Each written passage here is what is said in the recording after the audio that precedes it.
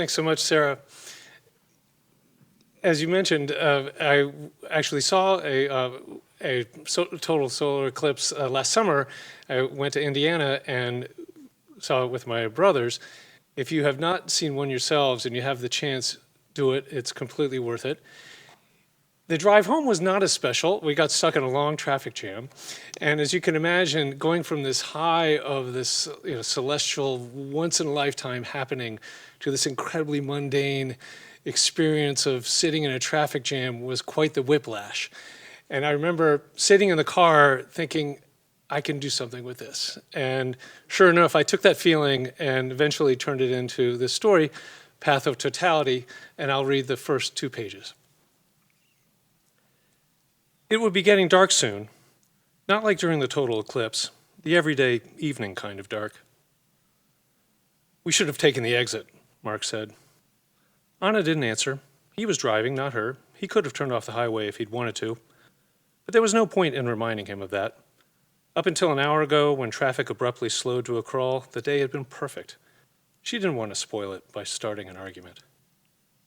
Maybe there's been an accident, she said. Mark squeezed the steering wheel with both hands, glaring at the line of cars in front of them. Just my luck, he said. The trip had been Anna's idea. Mark wanted to stay home in Albany and watch the eclipse there, but she insisted. This would be the last total eclipse in the U.S. for 20 years, she said. Think how old they'd be then, middle-aged. At home, the eclipse would only be partial, and partial isn't nearly the same thing as total. In a total eclipse, the temperature drops and the animals don't know what to do with themselves and the sky gets so dark you can see planets. They'd have to drive a few hours north, but she'd found a park in Plattsburgh that was right in the middle of the Path of Totality. She'd pack a picnic. He'd love it, she promised. You're still glad you came, right? She asked. Depends how much longer we're in this car, he said. But his hands relaxed their grip, and she could tell he was softening. For Anna, the eclipse had been even better than she'd hoped. Not only because of the experience itself, which was just as amazing as everyone said it would be, but because she'd spent it with Mark. Holding his hand, their fingers laced together, she felt as if the universe were sending her a sign.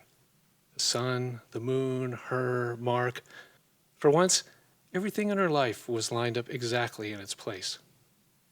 Which was totally cheesy and something she never would have said out loud, but that didn't make it any less true.